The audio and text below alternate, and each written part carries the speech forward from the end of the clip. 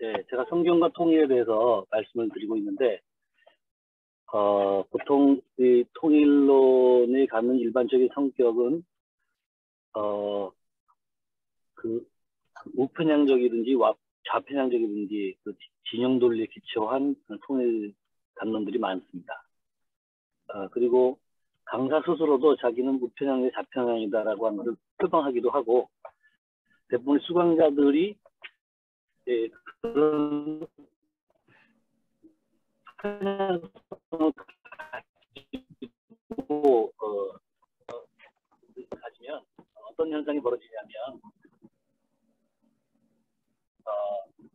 절반을 버리는 것입니다.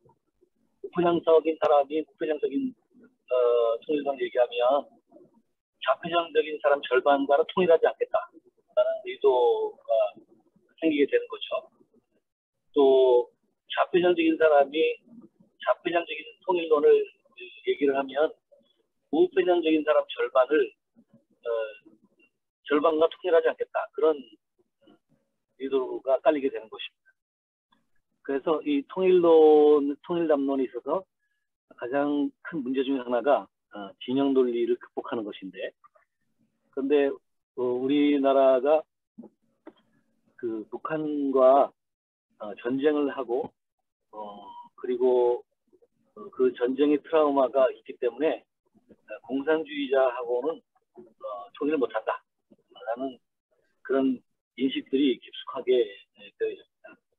그래서 그 상당수의 사람들이 그 우편향적인 성격을 가지고 북한을 공산 멸공을 시켜서 통일을 한다, 그런 생각을 갖고 있습니다.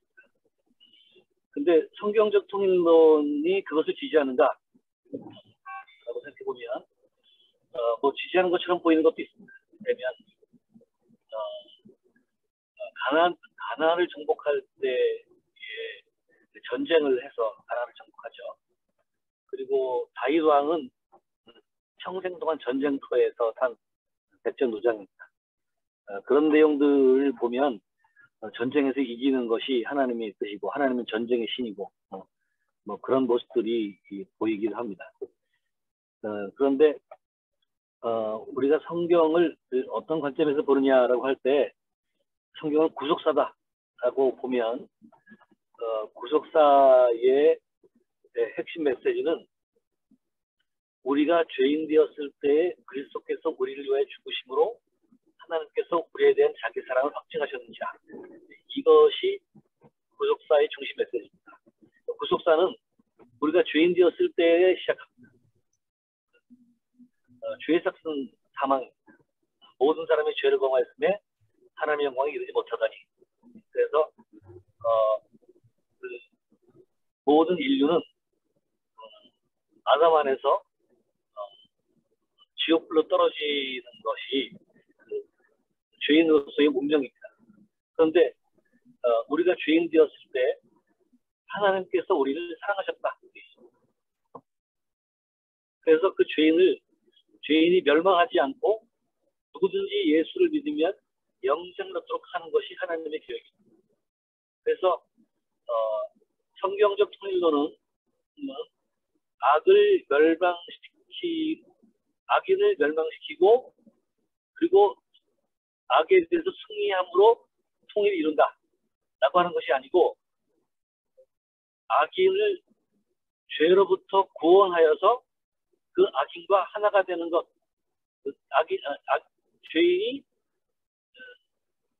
죄인을 죄로부터 구원해내서 그 죄인이 의인이 되도록 하면서 구원받은 그 의인과 하나가 되는 것, 이게 성경적 통일입니다. 그러니까 우리가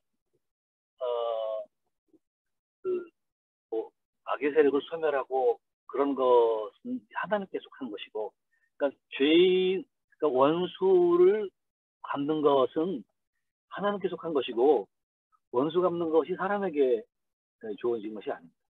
성경은 원수 갚는 것은 내게 맡겨라, 그리고 너는 원수를 사랑하라, 이렇게 하거든요. 그래서 음, 우리가 뭐 마음 같아서는 죄인들을 확 쓸어버리고 그거 통일하면 좋을 것 같은데, 근데 그 성경이 그렇게 가르치고 있지 않다는 것입니다. 우리는 성경에서 통일론을 배워야 된다 하는 것이고요. 지난주에 제가 이제 창세기를 얘기하면서 창세기를 볼 때 보통 하나님 형상으로 지음받은 인간, 이것을 제일 중요하게 여깁니다. 그래서 인간 중심적인 창조 신학을 이렇게 하는데, 인간 중심적인 창조 신학은 인간들의 자존심을 건드려주는 장점이 있습니다. 하나님의 형상대로 지음받은 인간은 하나님의 대리자로서 만물을 다스리는 왕 같은 제사장이다, 이렇게 생각을 하는 거죠. 그래서 이 자연에 대해서 정복을 하면서 성공 신화를 이루는 것이 하나님의 사람에게 주신 복이다라고 생각을 했습니다. 그리고 그렇게 가르쳤죠. 지금도 사실은 사람 형상대로 지음받은 인간이라는 말을 가지고 그런 논리를 펴는 사람이 많습니다. 그런데 1967년도에 린 화이트라는 사람이 좋은 논문을 하나 썼는데, 그 논문에 의하면 바로 하나님 형상대로 지음받은 인간 중심의 창조 신학이 그 환경 파괴에 중요한 정신적 가치를 제공했다라는 것입니다. 그러니까 환경 파괴는 사람들이 자본주의 사회에서 돈을 벌기 위해서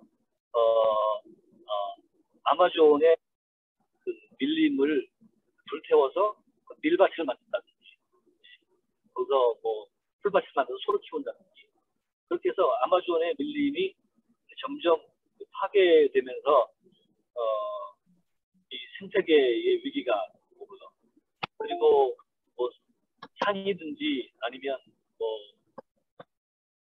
들판이든지 어디든지 그 개발을 해가지고 돈을 벌고, 그리고 지하 자원들을 채굴 해가지고 돈을 벌고, 이런 것들이 추앙받는 그런 세상을 살았습니다. 그런데 그렇게 지하 자원들을 채굴해가지고 만든 상품을 가지고 하는 동안에 이 지하 자원 채굴과 그다음에 상품을 만드는 과정에서 환경 오염이 일어났습니다. 그리고 그것이 처음에는 괜찮은 것 같았는데 나중에는 그것이 인간의 목숨을 위협하고, 그리고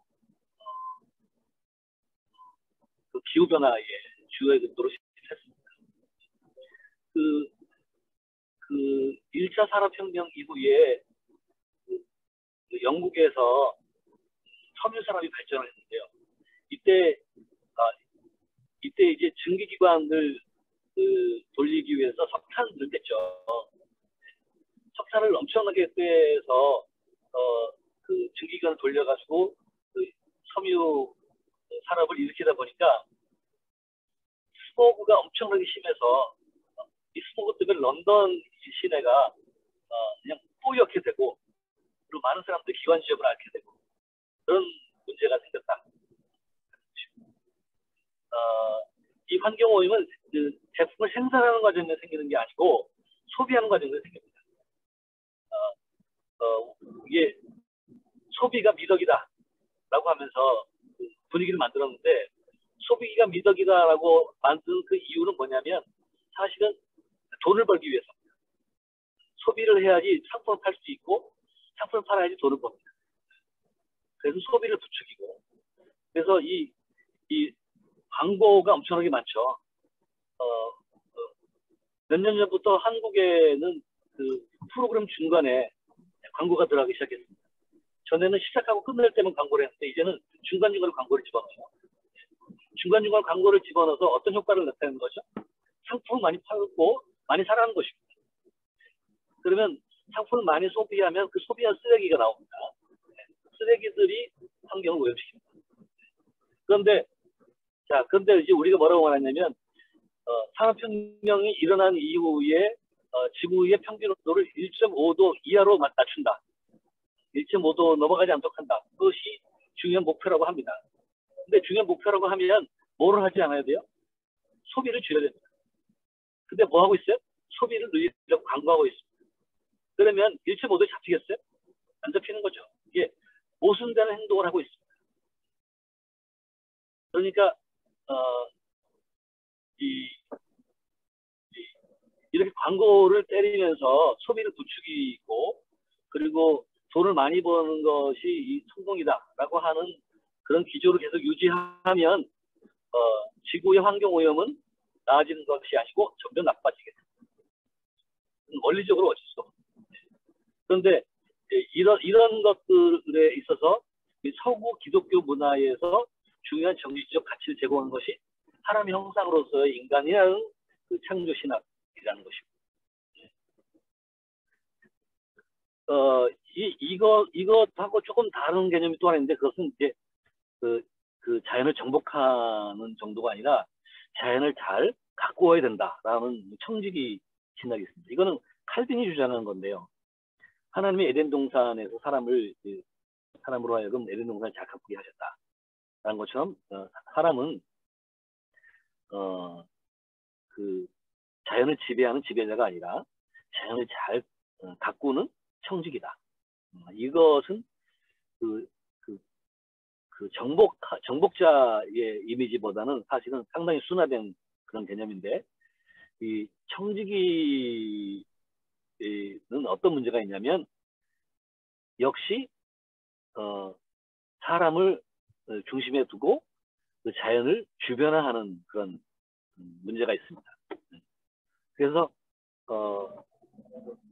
인간이 우월적 존재의 지위에 갖게 되고 다른 것들은 서열상 밀리게 되는 거죠. 이게 우월의식을 갖게 되는 것이고 이 계급적 우월의식을 버리지 못한다는 점에서 문제가 있습니다. 인간과 인간과의 관계에서는 청지기도 나름대로 뭐 상당한 것을 극복했는데 이 자연과 관계에서는 우월의식을 여전히 갖고 있는 거죠. 그러다 보니까 자연과 함께 공존하는 그런 가치를 정립하지 못하는 그런 문제가 있습니다. 그래서 이 창조신학의 관심을 창세기 1장 31절로 가져간 것입니다. 창세기 1장 31절은 하나님이 지으신 모든 것을 보시니 보시기에 심히 좋았더라 라고 했는데 이 여섯째 날 인간 창조 이후에 하나님께서 당신이 창조하신 우주를 보고 어떻게 생각하셨느냐라는 것을 보여주는 부분이 창세기 1장 31절입니다. 보시기 토브라는 말이고 in order, fitting, good 이라는 뜻이 들어있는데 in order이라는 말이 fitting, good이라는 것이 어떤 의미냐라고 하면 인간만 보고 좋다는 얘기가 아니라 하나님만 그리고 각자가 자기 역할을 다 하면서 전체가 오케스트라처럼 연주되는 그런 우주의 모습을 보시기 심히 좋았다라고 해석하는 것입니다. 이럴 때 이 자연과 인간의 관계는 위계적 관계가 아니라 평화적 공존의 관계라는 것입니다. 이렇게 이런 관점이 돼야지 우리가 환경을 유지할 수 있는데 환경 파괴하지 않을 수 있는데 이럴 때 이 통일은 우주 전체의 조화다, 질서와 조화다 나가는 것입니다. 그러니까 성경에서 통일을 가장 아름답게 가장 설명하는 것이 창세기 1장 31절입니다. 왜냐하면 그 이후의 모든 성경의 기록들은 타락한 세상에서 일어난 것이기 때문에 그게 원론적으로 이상적인 것들을 표현하는 것들의 한계가 다 있습니다. 근데 창세기 1장의 1장 31절은 그런 것들이 전혀 개입하지 않은 상태이기 때문에 이것이 가장 잘 설명하는 것이라고 볼 수 있고 대신에 우리가 그런 타락이 없는 죄가 없는 그런 완벽한 세상의 모습을 사실은 타락한 인간이 그릴 수 있냐라고 하면 그건 의문이죠. 그렇기 때문에 나름대로 이것을 완벽하게 이해하는 데는 어려움이 있지만 그러나 성경이 원리적으로 창조를 통해서 통일이 무엇인지, 하나됨이 무엇인지를 가장 이상적으로 보여주고 있다라고 하는 것은 우리가 깊이 연구해야 되는 부분이라고 봅니다. 자, 그 다음에 이제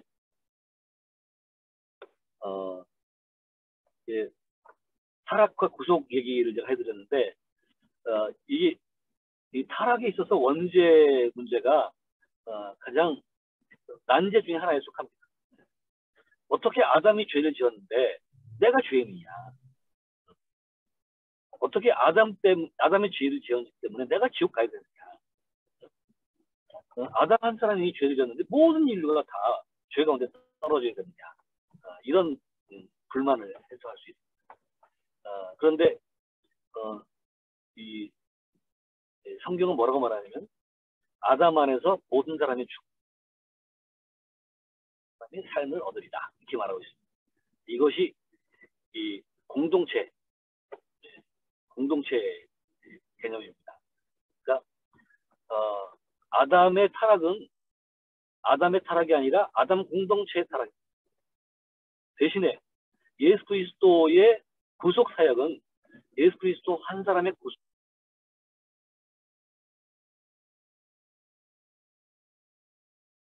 구속이라는 것입니다. 그래서 누구든지 예수 그리스도를 믿으면 예수 그리스도와 공동체가 되는 것이고, 그리고 구원 공동체가 되는 것이고, 그리고 예수를 믿으면 그 공동체 안에서 구원을 얻게 되는 것입니다. 이 구원 공동체의 대표적인 그 표현이 교회입니다. 교회는 물론 있지만 교회는 예수 그리스도의 초림과 재림 사이에 존재하는 개념입니다. 예수께서 십자가에 못 박혀 죽으시고 부활하심으로 구원 사역을 이루시고, 이 구원 사역은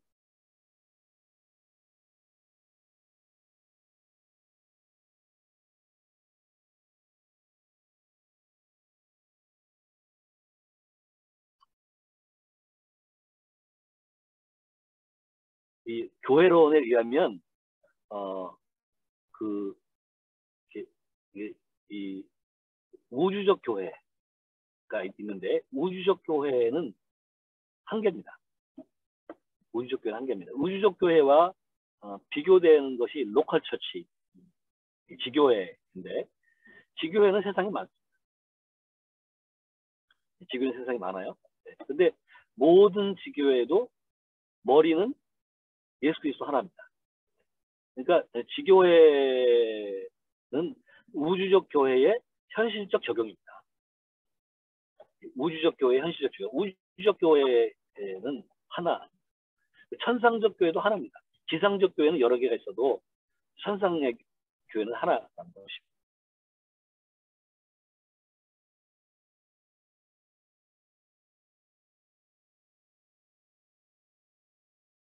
하나인 것처럼 예수 그리스도의 공동체도 구원 공동체도 하나예요. 그래서 우리가 이제 구원론을 말할 때 개인 구원을 얘기를 하는데, 이 개인 구원도 맞습니다. 우리 예수 그리스도를 믿음을 고백하는 건 개인이죠. 그러니까 개인이 구원을 받고, 개인이 구원받고 하나님의 자녀가 되면 하나님 패밀리가 되는 것이죠. 이 하나님 패밀리가 이 세상은 교회입니다. 그래서 구원에 있어서는 특히 두 가지 관점이 중요한데, 하나는 개인적인 관점, 개인 구원, 또 하나는 공동체적 관점, 공동체 구원, 교회 구원, 이런 것들이 중요합니다. 그래서 어떤 사람들이 교회의 타락을 빙자해서 나는 교회 안 나가다, 나는 하나님만 믿는다, 그래서 나는 교회 안 나가고 유튜브로 예배를 드린다든지, 아니면 인터넷방으로 예배를 드린다든지, 아니면 기독교 텔레비전 예배 드린다든지, 그러면서 신앙을 유지한다라고 하는 것은 아주 문제가 있는 신앙입니다. 교회 공동체를 통한 하나님 공동체 구원이 하나님의 계획인데, 하나님의 계획에 동의하지 않는 것이고, 그리고 상대적으로 자기를 의롭게 하면서 교회를 이 타락한 공동체로 멸시하는 그런 것도 성경적이지 않습니다. 그러니까 교회 공동체가 세상에 있는 교회 공동체가 문제가 있는 것은 맞지만 그 문제를 갖고 같이 씨름하면서 살아가는 것이 이 교회의 모습이지 자기 혼자 깨끗한 척하는 것은 건강한 신학의 모습이 아니라는 것입니다. 특히 이게 통일 신학적 관점에서 보면 상당히 문제가 많은 그런 것이다 하는 것입니다. 자, 그리고 나서 이제 제가 하나님이 아브라함을 부르셨는데 하나님이 아브라함을 부르실 때 아브라함만 부른 것이 아니고 아브라함을 축복의 통로 부르셨습니다. 내가 너를 통하여 천하 만민이 복을 받을 것이다. 그래서 아담 안에서 하나님은 아담만 보고 그리고 이스라엘 자손들만 본 것이 아니고 아담 안에서 모든 민족을 구원하시는 하나님의 계획이 아담 안에 들어있다. 아니 아브라함 안에 들어있다라는 것입니다. 그래서 이 아브라함 하나만을 가지고 그 아브라함 신앙 하나만 하는 것은 상당히 편협한 해석입니다. 이 갈라디아서에 보면 그 믿음의 자손은 다 아브라함의 자손이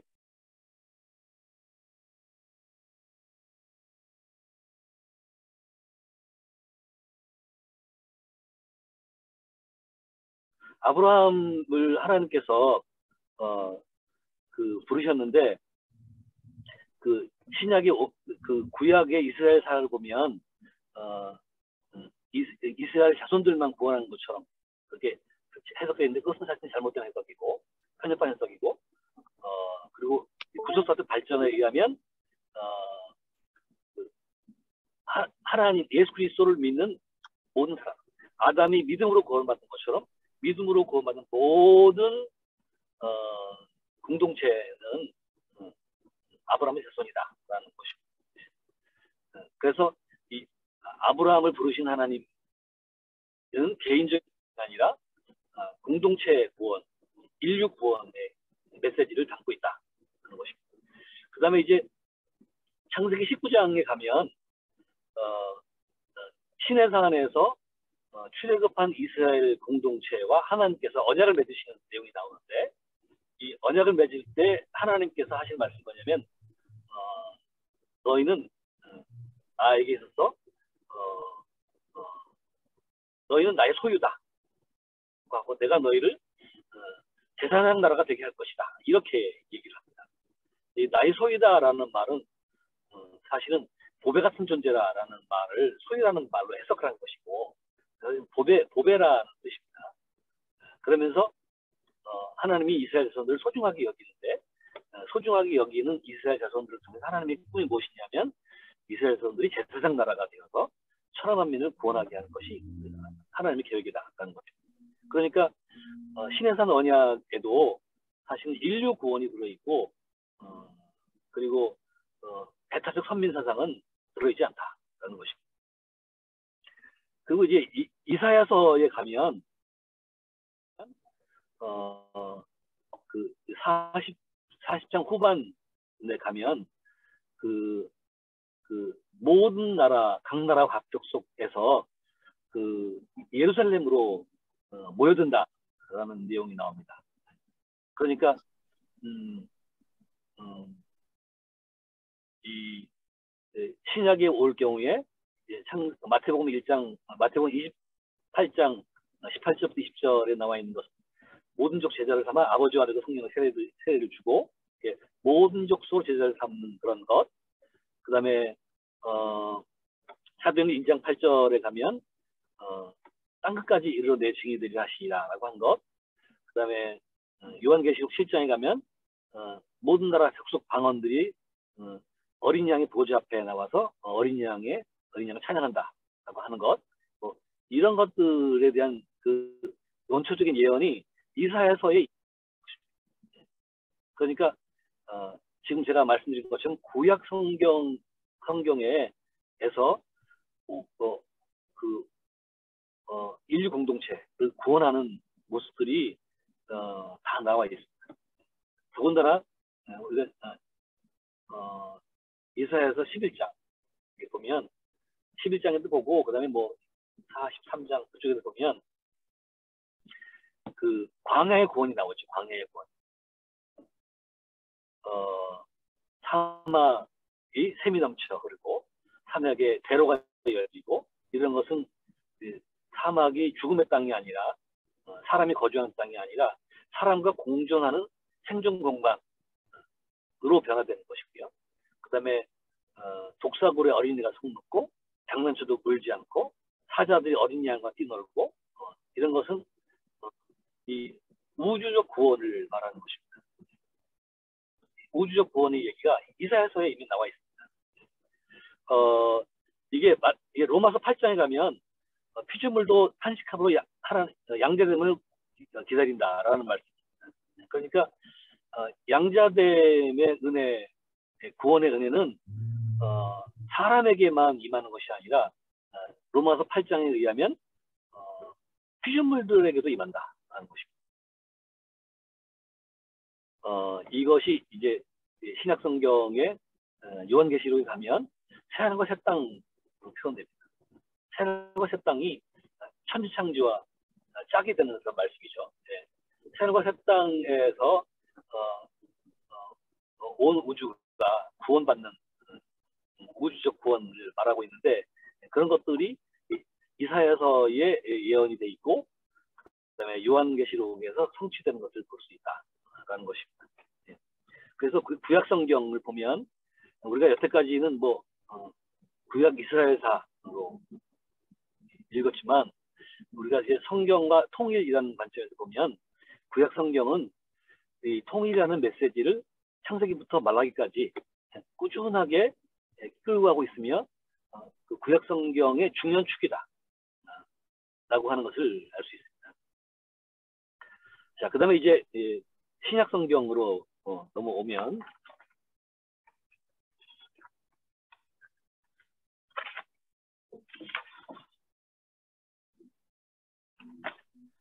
자, 신약 성경으로 넘어보겠습니다. 이게 8쪽인데요. 구약 성경이 창조에 기초하고 있다고 하면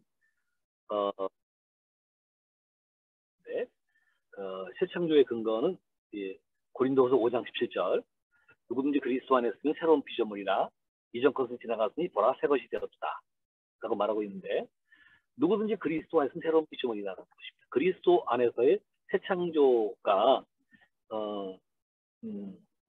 신약 성경의 중요한 출발점이다 하는 것입니다. 네. 그래서 이제 성경은 마태복음, 마가복음, 누가복음, 요한복음 이렇게 복음서부터 시작하고 있는데 이 복음서부터 시작하는 이유가 뭐냐? 예수 그리스도로부터 시작하는 거죠. 네. 그리고 예수 그리스도 구원의 역사는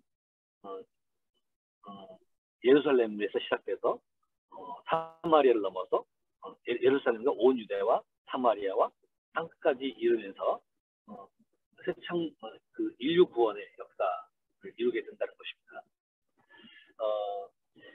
예수 그리스도가 이루신 구원의 역사, 복음 메시지의 중심은 십자가와 부활인데 십자가는 죄의 소멸이죠. 죄 문제를 해결하는 것입니다. 그런데 이 죄는 무엇이냐? 죄는 하나님과의 관계의 단절이죠. 1차적으로 하나님과의 관계의 단절이고 그리고 사람과 사람의 관계의 단절. 이 관계의 단절이 이 죄의 중요한 메시지입니다. 그러니까 우리가 죄를 지면 잘못했다 라고 하는 것만 생각하는데 죄를 지으면 분열이 생긴다 라고 하는 것. 그리고 우리가 갈라디아서에 보면 성령의 열매와 육체의 열매를 얘기하는데 육체의 열매는 당짓는 것입니다. 당짓는 것. 분열은 육체의 열매이고 성령의 열매가 아닙니다. 성령의 열매는 하나 되게 하시는 거죠. 그래서 이 죄의 분열의 메시지가 들어있고 그 죄의 소멸은 이 분열의 문제를 해결하는 것입니다. 그래서 이제 남북한이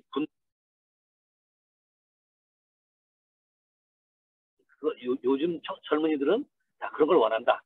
뭐 이렇게 하면서 이 평화공존 통일론을 말하고 있는데, 평화공존 통일론은 그 자체가 사실 통일을 포함하고 있지 않습니다. 예, 그건 분단의 정당화를 포함하고 있는 것이죠. 그리고 평화공존 통일론이 상당히 세련되고 멋있고 이런 것처럼 포장을 했는데, 그 포장입니다. 평화공존의 개념은 분단을 유지한 상태에서 사이좋게 지내자고 한 것이기 때문에, 이 사이좋게 지내는 이 동력이 떨어지면 언제든지 다시 분열로 돌아가는 가능성을 내포하고 있는 것입니다. 그러니까 분열을 내포하고 있으면서 그것을 덮어놓고 평화야, 통일이야 라고 말하고 싶은 거거든요. 예. 그렇기 때문에 그것은 위장된 통일론이라고 할 수도 있습니다. 예.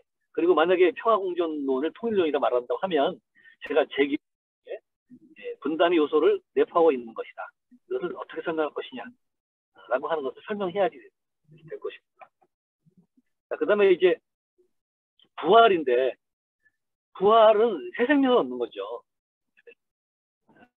그 죄인이 내가 죽고 그리스도 안에서 새 생명으로 부활하는 것이 부활입니다. 근데 이 부활을 하면 우리가 이제 죄의 삭은 사망인데, 죄가 해결되므로 이 사망의 문제가 해결돼서 우리가 영생 은혜가 있어요. 영원히 사는 것이죠. 그러면 이제 우리는 이제 영생이 구원의 중요한 메시지라고 이해를 하고 있는데, 사실은 더 중요한 것이 있습니다. 그것이 뭐냐면 하나님과 하나가 되는 것입니다. 죄인이었을 때는 우리가 하나님과 원수되었는데, 이제 우리 죄의 문제가 해결되고 우리가 십자가와 부활의 신앙에 이르면서 이 하나님과 원수된 것이 해결되고 이제 하나님과 하나가 된 요한계시록에 보면, 내가 문 밖에 서서 두드리노니 누구든지 문을 열면 내가 그에게로 들어가 그런 도보로 먹고 나로 먹으리라. 이것이 이제 구원의 메시지거든요. 그러니까 문 밖에 있던 예수님이 집 안으로 들어오는 것, 이게 구원입니다. 문 밖에 있는 예수님이 집 안으로 들어오는 것, 집 안에 들어오는 하나가 같이 사는 거죠. 이 하나됨입니다. 자, 그 다음에 이제 우리가 천국이 무엇이냐 지옥이 무엇이냐 제가 여러 번 얘기했는데, 천국은 뭐냐 하면, 천국은 하나님이 계십니다. 천국은 하나님이 계십니다. 그럼 지옥은 뭐냐? 하나님이 안 계십니다.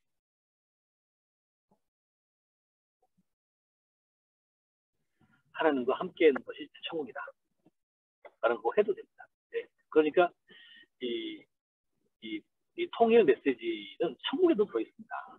네. 구원에도 들어있고. 그래서 이제 신학에서 다루고 있는 이 통일 메시지, 통일 개념, 그런 개념들을 몇 가지 찾아본다면 적어도 4가지 정도를 찾아볼 수 있는데, 첫 번째로는 함께 하심, 임마누엘. 네. 두 번째로는 하나됨, 요한복음에 중요하게 취급하고 있는 요한복음 하나됨. 그다음에 세 번째로는 유기적 공동체, 바울서신에서 중요하게, 바울서신의 교회론에서 중요하게 다루고 있습니다. 그다음에 종말론적 성취, 요한계시록에서 다루고 있는 것이죠. 이런 것들이 이제 그 신약 성경에서 다루고 있는 중요한 통일 개념들인데, 이런 것들을 이제 하나씩 살펴보도록 하겠습니다.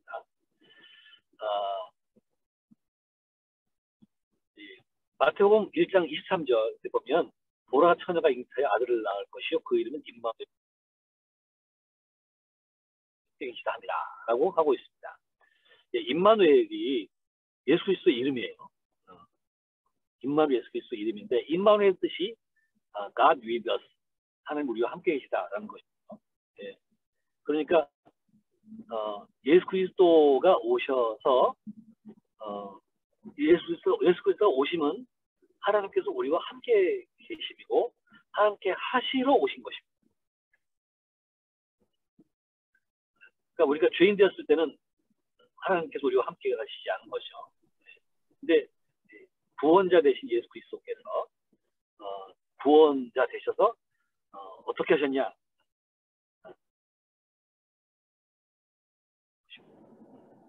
그래서 이 임마누엘은 상당히 중요한 구원론이면서 이 임마누엘은 이 하나님 우리가 공존 같이 사는 중요한 메시지입니다. 지금 남북한은 같이 공존하고 있냐, 아니면 따로따로 살고 있냐? 따로따로 살고 있죠. 공존하지 않고 있습니다. 여러분 이제 핵가족화되고 있는데 옛날에는 이제 대가족이었고 지금 핵가족화되고 있는데 핵가족화되는 것 벌써 옛날 얘기고 지금은 1인 가족화되고 있습니다. 1인은 가족이라고 해야 된다.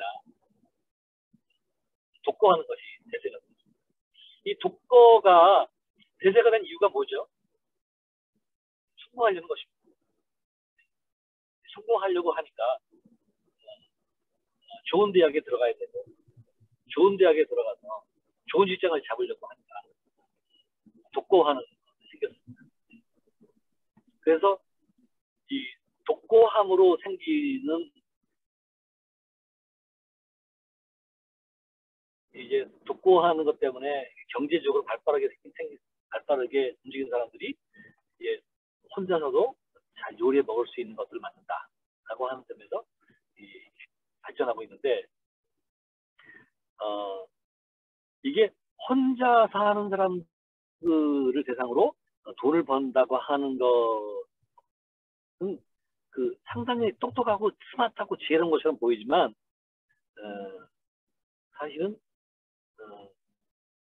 독거하는 사람들을 상대로 해서 돈을 버는 게 아니고 독거하는 사람들이 갖고 있는 문제들을 해결해주고 그다음에 공존의 가치로 나갈 수 있도록 도와주고 그런 것들이 훨씬 더 좋은 상품이 될 수 있습니다. 그러니까 독거 하나만 가지고 돈을 벌겠다라고 하는 것은 사실은 장사꾼이고요.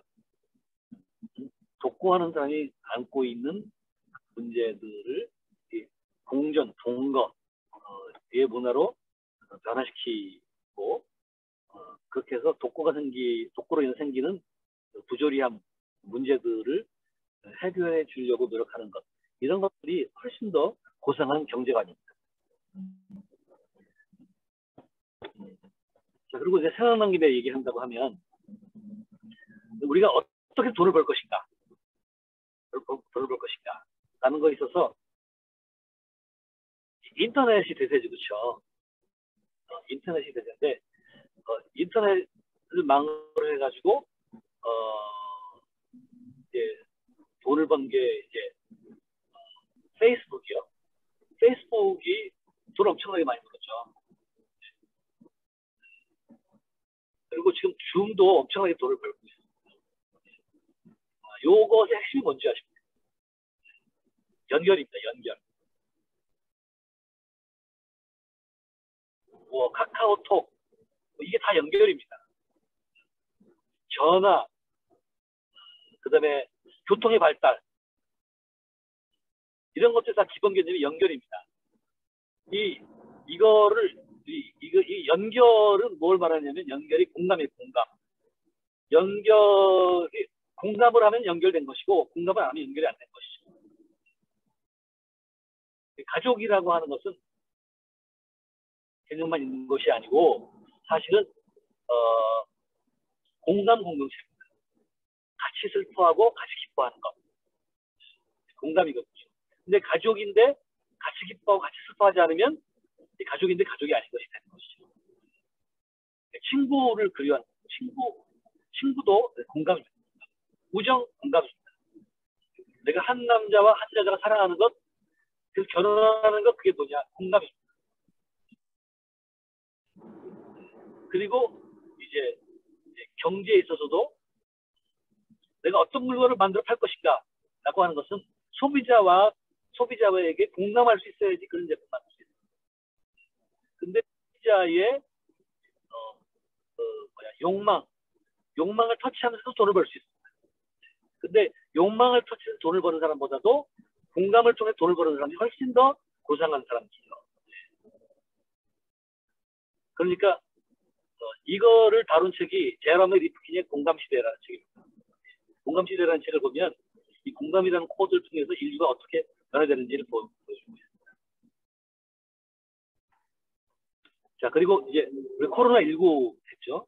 코로나19가 우리에게 주는 메시지가 여러 가지가 있는데 그 중에 하나가 지구 공동체입니다. 코로나19 전염병이 지구에 도니까 지구 전체가 코로나19에 걸립니다. 그래서 지구는 공동체구나라고 보여주는데 이 지구 공동체를 보여주는 이 전염의 핵심 매개체가 뭐냐면 교통의 발달입니다. 교통의 발달을 통해서 지구 공동체 그리고 지구 공동체는 무역도 다 함께 합니다. 이런 것들이 이 지구 공동체가 하나다라고 하는 것을 보여주는 그런 것이고, 그런데 이제 이 코로나19를 해결하는 데 있어서 어떤 문제가 생기냐면 부자 나라는 뭐 여러 번 맞을 수 있는 백신을 확보하는데 가난한 나라는 한 번도 못 맞는다는 것입니다. 근데 이런 문제를 우리가 이 코로나19 사태 스마트하게 해결하지 못했어요. 근데 이런 문제를 사실은 이 지구 공동체라는 인식을 가지고 선진국들이 잘 해결했어야 됩니다. 근데 이거를 잘 해결하지 못한 것은 지구 공동체에서 누릴 수 있는 그 축복의 기회를 놓친 것이다 라고 볼 수 있습니다.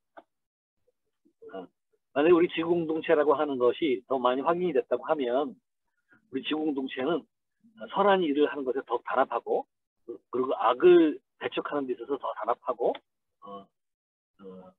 그래서 지구의 평화가 훨씬 더 촉진했을 것인데 그런 역량이 만들어질 것인데 이 코로나19에서 또 한 번 국가 이기주의, 민족 이기주의를 맛봤기 때문에 우리는 또 쓴맛을 본 것이라 볼 수 있습니다. 그러니까 하나님이 우리에게 코로나19의 극복을 통해서 주신 지구 공동체의 복을 차버린 것입니다.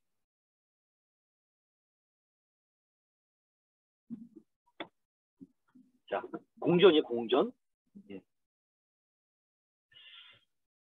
자, 이제 함께 임마누엘 얘기를 했고요. 근데 임마누엘에 대한 개념이 이제 마태복음 1장 23절에 나와 있는데 요한복음 1장 12절에도 나와 있습니다. 이게 뭐라냐면 영접하는 자 곧 그 이름을 믿는 자들에게는 하나님의 자녀되는 권세를 주셨으니라고 하고 있죠. 네? 하나님의 자녀되는 권세라고 했는데 하나님의 자녀라는 말은 어떤 의미가 영접하고 예수 그리스도를 믿으면 하나님의 패밀리가 된다라는 뜻이에요. 패밀리는 뭐가 들어있어요? 공전. 함께 사는 것. 요한복음 1장 12절의 중요한 것은 임마누엘의 개념이 여기도 들어있어요. 임마누엘의 개념이 용어가 여기서는 하나님의 자녀라는 그런 패밀리 개념으로 표현되어 있는 것이죠.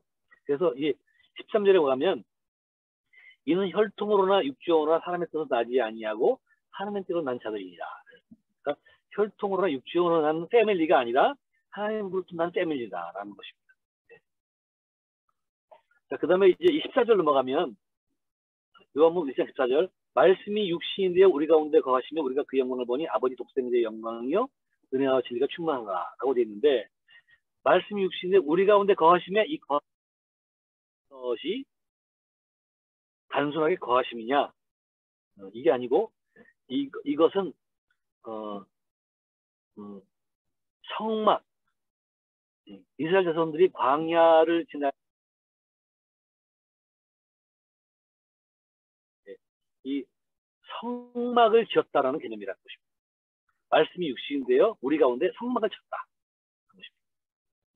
그러니까 이 성막은 광야를 가고 있는 이스라엘 공동체 가운데 하나님께서 함께 하심을 보여주는 대표적인 그런 거죠. 그래서 하나님께서는 이 성막에 낮에는 구름 기둥으로 밤에는 불 기둥으로 함께 하심으로 하나님께서 이스라엘 공동체에 함께 하시고 있다고 하는 것을 늘 눈으로 보고 확인할 수 있게 하셨습니다. 그렇게 하신 것처럼 예수 그리스도가 육신이 된 우리 가운데 거하심은 바로 하나님께서 우리와 함께 하십니다.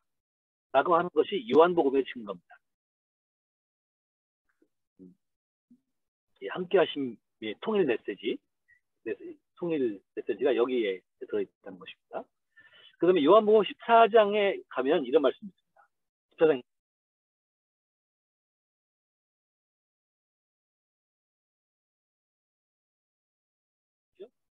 우리가 그에게 가서 거처를 그와 함께하리다. 사람이 나를 사랑하면 그리고 내 말을 지키면 아버지 사랑이 그에게 있을 것이고, 그리고 우리가 아버지와 예수님 하나님께서 성삼위 하나님께서 그 사람과 함께 거처를 한다는 것이고, 여기도 이 임마누엘 개념이 들어있는 거죠. 거처를 함께하는 임마누엘 개념이요. 예. 신약 성경에서 임마누엘 개념은 예수 그리스도의 명칭에만 나온 것이 아니라 요한복음의 중요한 개념으로 들어가 있고, 그래서 이 공존하는 통일의 개념이 들어있다 하는 것입니다.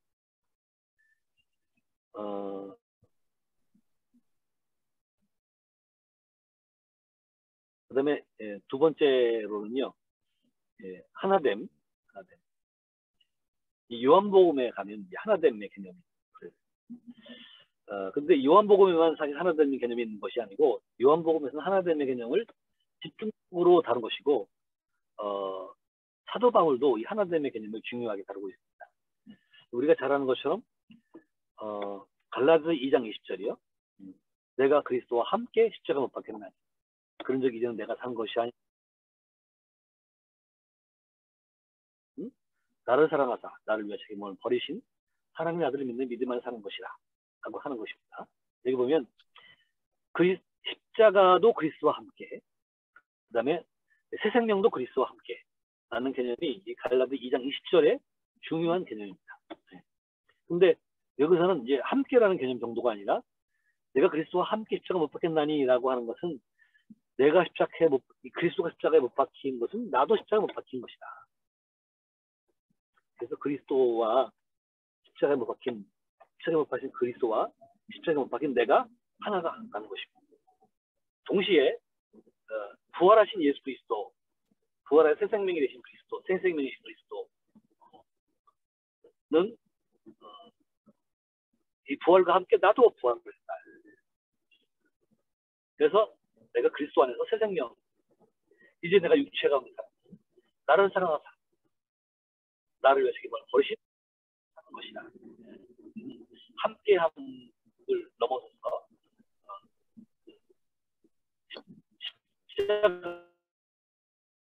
십자가와 부활 공동체, 십자가 부활 속에서의 하나됨을 이제 잘 표현해주고 있다. 로마서 6장 4절에서 11절에 가도 나타나 있습니다.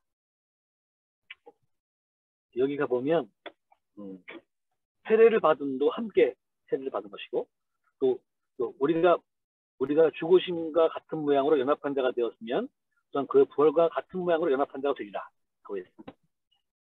죽으심도 연합하는 것이고, 그리고 부활도 연합하는 것입니다. 그러니까 십자가 자리의 예수 그리스도를 보면서 우리는 얼마나 아프셨나, 참 힘들었겠다 라고 하고, 예수님을 얼마나 아프셨는지, 예수님 참 아프셨겠습니다라고 눈물을 흘리는 것은 핵심이 아닙니다. 핵심은 십자가 달린 예수 그리스도를 보면서 죄인된 나의 십자가 못 박힘을 봐야 되는 것입니다. 그리고 어떻게 예수님이 부활했어? 참 신기하네. 그다음에 믿을 수가 없어. 이런 것에 마음을 빼앗길 것이 아니고, 부활하신 예수 그리스도를 통해서 죄인인 내가 부활하는 하나님의 은혜를 보는 것입니다. 그것이 이제 중요한 메시지다 라는 것입니다. 그걸 잘 보면 좋겠습니다.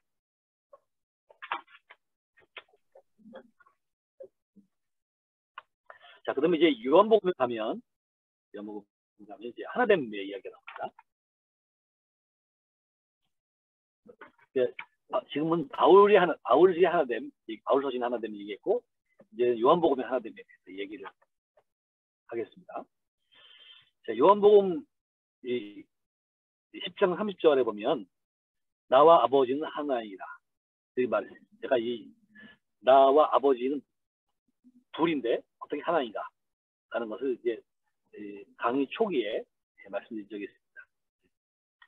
근데 어쨌든 요한복음에서 성부와 성자가 하나다라고 하는 것은 요한복음의 중요한 중심축입니다.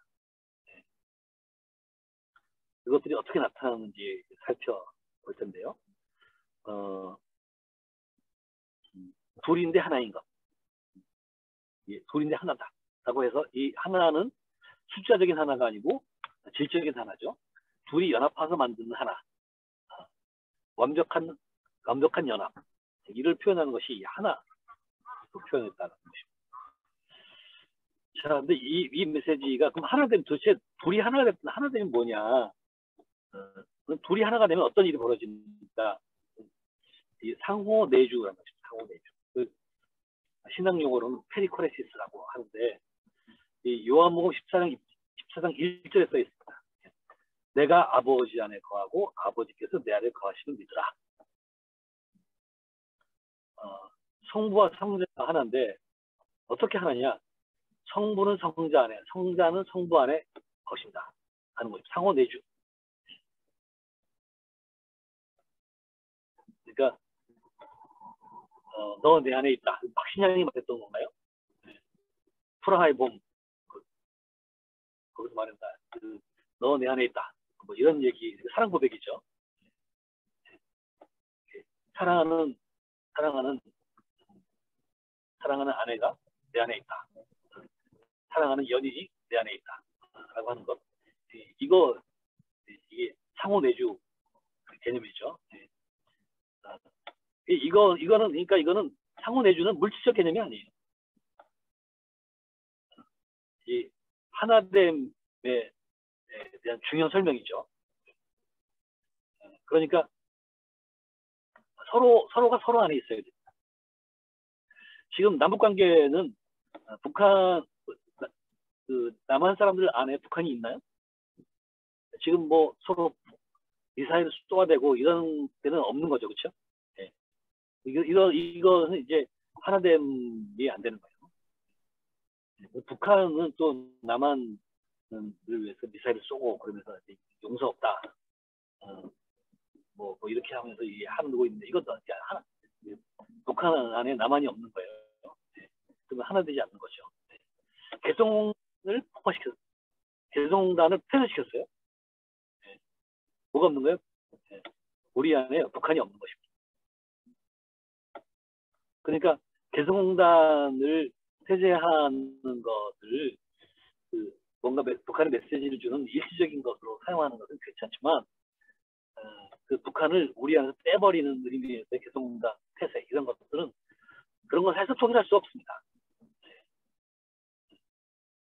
그리고 이제 덧붙인다면 개성공단에서 돈 번 돈 가지고 핵실험을 했다라고 하는 건데 그건 완전히 너지였어요. 북한의 경제력이 1년에 70억 달러인데 70억 달러 무역 규모가 70억 달러인데 개성공단에서 1억 달러 들어갔거든요. 근데 1억 달러 가지고 뭐 도움이 됐다 하면 도움이 되겠지만 그러나 북한이라는 나라가 개성공단 폐쇄한다고 해서 택시를 못하나 그런 나라 아니거든요. 괜히 개성공단 입주업체들만 손해봤습니다. 그리고 통일의 역량을 차버렸어요. 이게 어리석은 것이죠. 어떤 개념에서 너희가 내 안에 내가 너희 안에 상호 내주의 관점에서 보면 이 개성공단을 폐쇄하는 것이 왜 문제가 되는지를 알 수가 있다라는 것이죠. 자, 그 다음에 이제 요한복음 14장 11절 반대 20절에도 보면 그날에는 내가 아버지 안에 너희가 내 안에 내가 너희 안에 있을 것을 너희가 알리라 라고 했습니다. 그날이 되면 그날이 어떤 날이겠냐? 구원 완성된 날이겠죠. 그런다면 이제 예수님과 성부와 성자만 상호 내주하는 것이 아니고 그날에는 내가 아버지 안에 너희가 내 안에, 너희는 이제 제자들이죠, 그렇죠? 너희가 내 안에, 또 내가 너희 안에, 이렇게 해서 성부와 성자와 그다음에 제자들과 이렇게 상호 내주하는 것이 이루어진다는 것입니다. 사실 이것을 요한복음 17장 뭐 22절, 23절 이렇게 가면 또 나옵니다. 아버지와 아들이 하나 된 뿐만 아니라 성자와 제자들이 하나 된, 성자 제자들이 하나 된 뿐만 아니라 제자들을 통해서 예수를 믿게 된 사람들과의 하나됨도 나옵니다. 그러니까 이 하나됨이 요한복음에서 상당히 중요한 개념으로 다루어지고 있는 것이죠. 이게 상호 내주,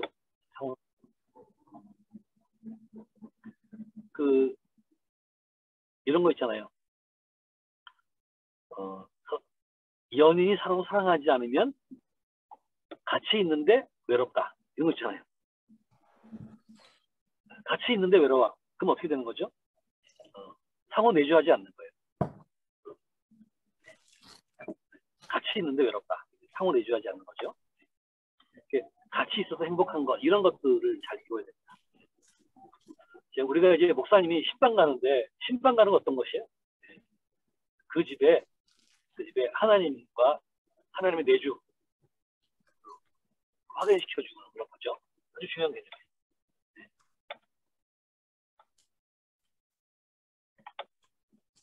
자, 그런 것들이 이제 상호 내주가 요한복음에서 하나됨의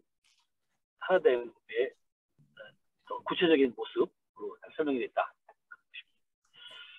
자, 그 다음에 이 상호 내주라는 것을 아폴트라는 신학자가 그 선복음에서의 원리스 모티브라는 제목으로 책을 냈어요. 이 책은 이 아폴트라는 사람이 그 교수 자격 논문이거든요. 네. 근데 거기 보면 이제 상호 내주를 상호성이라고 설명하고 있어요. 리파크라서티, 리코프라서티라는 상호성을 표현하고 있는데, 이 상호성이라고 하는 것은 무엇이냐면 사전적 의미에서는 타자의 행동에 대한 동류적 대응이라고 되어 있습니다. 타자의 행동인 동류적 대응. 이게 뭐냐면 이 부정적인 것은 긍정적인 거로 이겨나는 거의 한 끼를 사고, 상대방이 나한테 선물해주면 나도 기꺼이 선물해주고, 이런 것이 동류적 대응입니다. 근데 이거를 신세지지 않겠다라고 생각하고 한다 그러면 사실은 동류적 상호성이 아니 하나 되는 상호성은 아니죠. 근데 이거를 만약에 마음으로부터 상호성을 작용한다 그러면 두 사람 사이에는 이제 상호작용이 이루어지면서 하나됨이 이루어진 것을 볼 수 있습니다. 그런 면에서 이 상호성 상당히 중요합니다. 그러니까 우리가 부부간에 연인 간에 만약에 선물 하나 받았다. 그러면 선물을 하나 주는 것은 상호성이고, 그리고 서로 사랑을 키워가는 데 상당히 중요합니다. 그리고 결혼기념일이 됐다. 그러면 선물을 해주는 거 있잖아요. 이거 선물을 서로 해주는 거, 이런 거 이제 상호성. 한 사람 바뀌면 한 사람 죽이면 하고 이러면 상호성이 이루어지지 않는 거죠. 그것은 이제 사랑을 키워가는데 나름대로 문제가 있는 것이죠. 당장은 나타나지 않을지라도 그렇게 동류적 대응을 하지 않는 그런 것은 이 하나됨을 키워나는데 문제가 됩니다. 이를테면 우리가 손바닥을 마주칠 때, 하이파이브를 할 때 힘과 힘이 균형을 맞춰서 딱 부딪히면 상당히 느낌이 좋습니다. 그 사람과 내가 하이파이브를 통해서 하나 됐다는 걸 느끼는 거죠. 힘으로 부딪힐 때 느끼는 하나됨의 상쾌함입니다. 이 동류적 대응이요. 이 동류적 대응은 하나됨을 만드는 데 상당히 중요해요.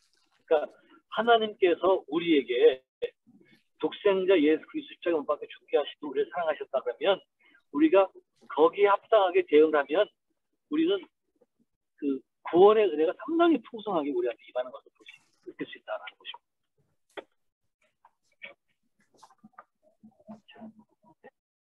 상호성.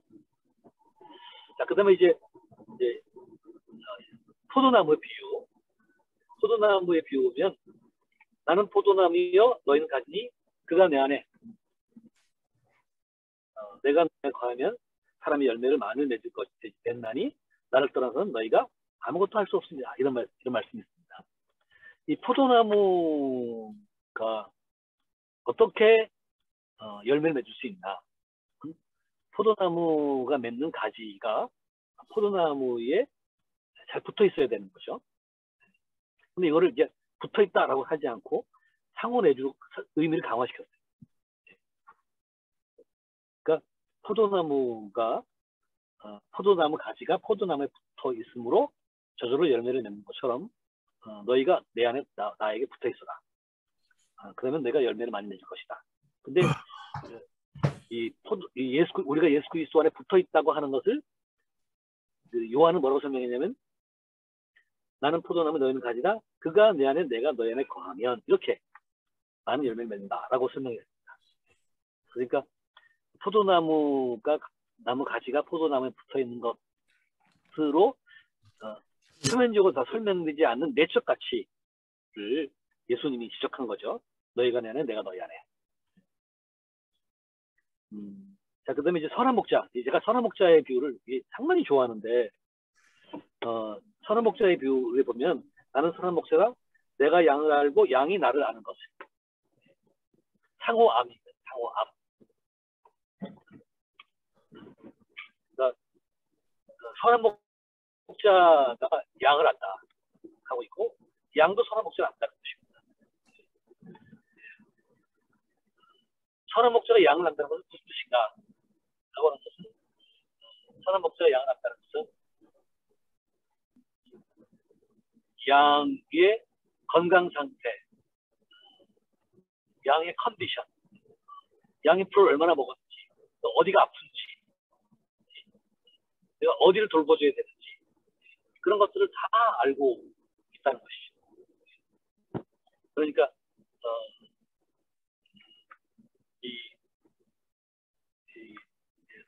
선한 목자가 양을 안다고 하는 것은 종합적, 총체적 의미하는 것이죠. 이 선한 목자의 알은 누구의 암과 비교되느냐면 사꾼 목자의 암과 비교됩니다. 사꾼 목자는 양을 아는가요?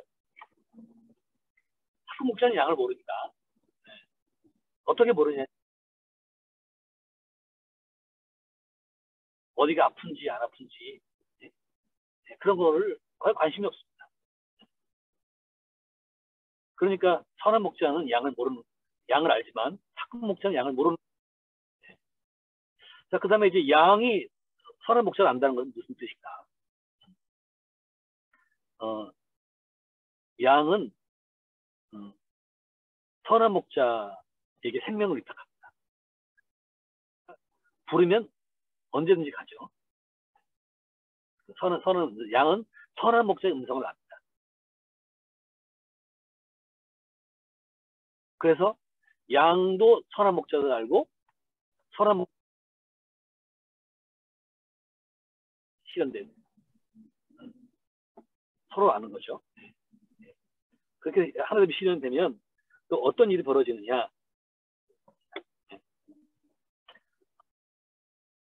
생명을 얻고 더 풍성하게 하려 합니다. 그래서 이 선한 목자가 양을 풍성케 하려고 합니다. 양을 사랑하기 때문에 양을 풍성케 합니다. 양과 하나 되기 때문에 양을 풍성케 합니다. 양을 풍성케 하고 노력하는 겁니다. 그러니까 이 상호작용이 단순 상호작용이 아니라 시너지 효과를 내는 거죠. 시너지 효과를 냅니다. 그래서 이 하나됨은 단순하게 하나됨이 아니라 하나됨의 시너지 효과 때문에 이 하나됨이 중요한 것입니다. 그래서 하나된 연인은 행복합니다. 네. 하나된 연인 어디서 행복이 있죠? 하나됨이 만들어내는 행복입니다. 그러니까 양과 염소가 하나됨으로 양의 삶이 더 풍성해지고, 그 양의 삶을 풍성케 하는 목자의 너무 행복해요. 이것이 하나됨의 풍성함인데요. 근데 요 뒤로 가면 또 뭐가 또 있냐면, 선한 목자는 양을 위하여 목숨을 버립니다. 이런 말씀. 네. 선한 목자와 양의 관계는 그냥 뭐 삶을 풍성케 하는 정도가 아니라 목숨을 함께하는 관계가 있다. 선한 목자는 사자로부터 양을 구원하기 위해서 목숨을 버리고 사자와 싸웁니다. 선한 목자가 양을 위해서 사자와 싸운다고 하는 것도 부족합니다. 양을 위해서 하는 것이 아니라 그것은 자기 일입니다. 양 한 마리쯤 없어져도 되는 그런 것이 아니고, 양이 죽는 것은 자기가 죽는 것과 똑같아요. 그래서 이제 우리가 자녀를 키울 때 자녀가 아프면, 자녀가 아픈 것보다 부모는 더 아프죠. 부모라고 얘기했는데 사실은 아버지들은 그걸 잘 못 느끼는 것 같아요. 엄마들이 더 많이 느끼죠. 애가 아프면, 애가 100이 고통을 아프면 엄마는 120 고통을 아파요. 애보다도 더 많이 아프죠. 그리고 애가 아픈 것이 너무너무 미안하기도 하고 안타깝기도 하고, 내가 대신 아파줬으면 좋겠는데, 내가 대신 아파주어서 120 동안 고통을 들어와도 만약에 내가 아이를 대신 아파줄 수 있다면 120의 고통을 기꺼이 감수하겠다 라는 거죠. 이 하나됨이라고 하는 것은 선한 목자와 양이 하나 되면 목숨 공동체, 목숨을 나누는 하나됨으로 발전한 것을 볼 수 있습니다. 그러니까 우리가 통일이라는 것이 무엇이냐라고 하면 이런 것입니다. 이런 것. 그러니까 이런 것이라는 통일의 개념을 알고, 그 다음에 이제 남북 통일이라든지, 그다음에 뭐 인류 공동체나 평화라든지 이런 것들을 설명해야 됩니다. 근데 이런 거를 잘 모르면 평화공존도 통일이다 이런 얘기를 하게 되는 거죠. 그리고 동서독이 통일이 됐는데 외적 통일은 외적 통일 안 됐어요. 그래서 그 문제를 아직도 앓고 있는데, 그런 것은 왜 못 찾아냈을까? 성경적 통일을 알았다 그러면 아마 동서독의 통일은 더 풍성했을 것이다 라고 생각합니다.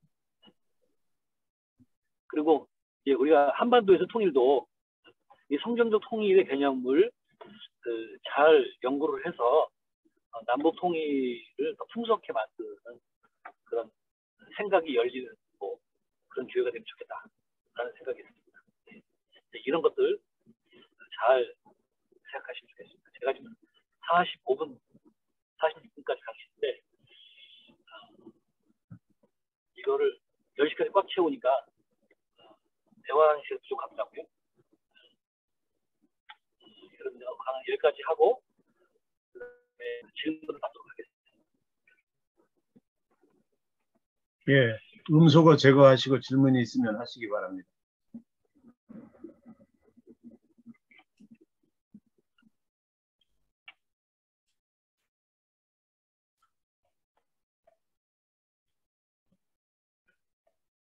네, 오늘 강의 감사합니다. 바쁘신 일정 수고하셨습니다. 가운데서도 또 운전하시면서 강의하시느라고 고생하시는데 감사합니다. 홍진수 집사님 뭐 하실 말씀 있다고. 아니요, 없어요. 네, 없어요. 아니, 지난주에 왜 그러냐면은 이제 조선 민주주의 인민공화국 북한의 정식적인 그 공식 그 국가명이 있는데 우리가 이제 북한이라는 말을 하면서 어떤 그 북한을 인정을 안 하고 이제 존중을 우리가 북한을 부족하게 이제 존중을 충분히 못하지 않느냐 이런 말씀을 하신 것 같아요. 예, 예. 그래가지고 내가 가만 생각을 해보니까 그 사람의 뭐 국가는 사람이 아니지만 이제 그 어떠한 상대방을 이렇게 존중하고 사랑하고 그런다는 것이 어떤 그 사람의 이름을 존중해 주면서 존엄한 그 존중한다, 존경한다, 이런 사랑한다 이런 의미를 보이기 위해서 이제 정식 명칭을 이렇게 써야 되는 거잖아요. 근데 가만 생각을 해보니까 물론 그렇죠. 근데 가만 생각을 해보니까 우리가 사랑하는 게 뭐냐는 거예요. 그래서 그러면 그 국가를 그러니까 북한이라는 그 정치 체제와 그 역사와 또 이제 그 이제까지 되어온 모든 그런 것들을 다 존중하고 사랑해야 되냐는 거죠. 예. 그래서 가만 생각을 해보니까 우리가 이제 이렇게 이름만을 존중을 하고 이제 국가는 뭐 개인이 아니고 인격체가 아니지만 그래도 어떤 존중하고 사랑을 한다고 하면서 그 사람의 존재 자체는 또 부인을 할 수는 없는 거 아니에요. 예, 예. 그러니까 내가 페레코레시스 그분들과 하나가 되려고 해도 만약에 말이에요. 그 사람들이랑 나와 아버지가 하나인 것처럼 나도 내가 이제 만 사람이자 부 사람이나 하나가 되기 위해서 노력을 해야 되는 예.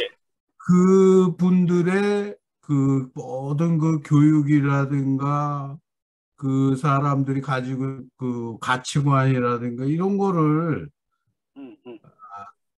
다 내가 존중하고 사랑할 수가 있냐는 거. 그러니까 사실은 나는 그거를 다 내가 아무리 살려고 해도 그거를 부인할 수밖에 없는 그런 것들을 너무 많이 하고 있단 말이에요, 그 사람들이. 예.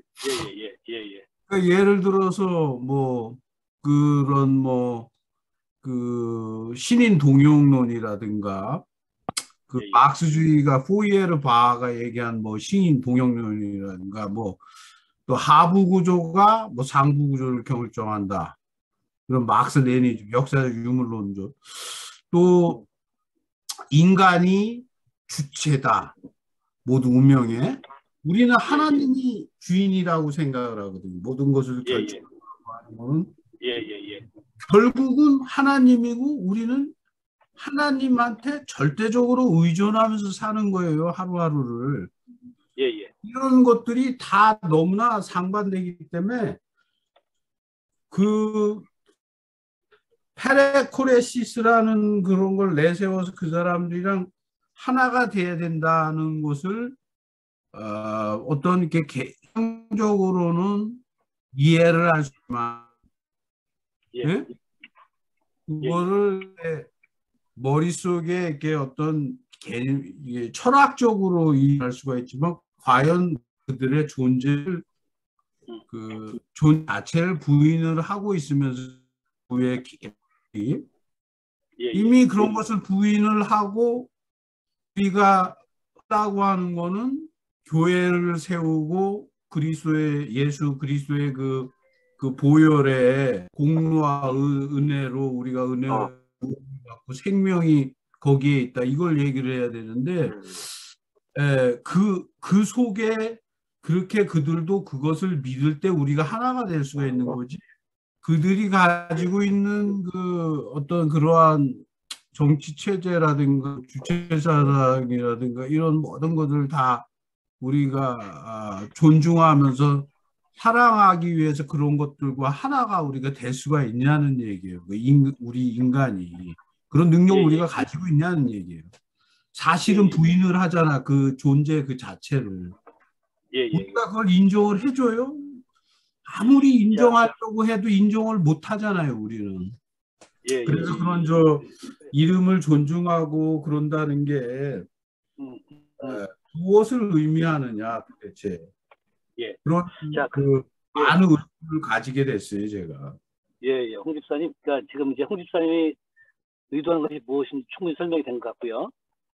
이 문제의 핵심이 뭐냐면, 원리적인 것과 현실적 적용의 문제 차이예요. 원리적으로는 동의할 수 있는데, 현실적으로 적용할 때는 동의하기 어렵다라는 그런 거잖아요.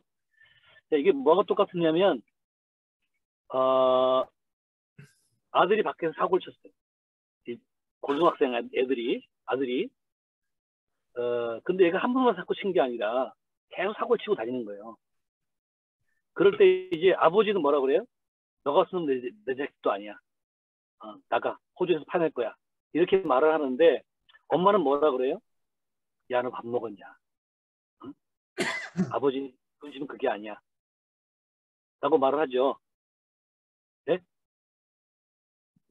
이럴 경우에 아버지, 모든 아버지의 시각은, 이 스토리 내에서 아버지의 시각은 아들이 자기 자식이 아니라 나쁜 놈이에요.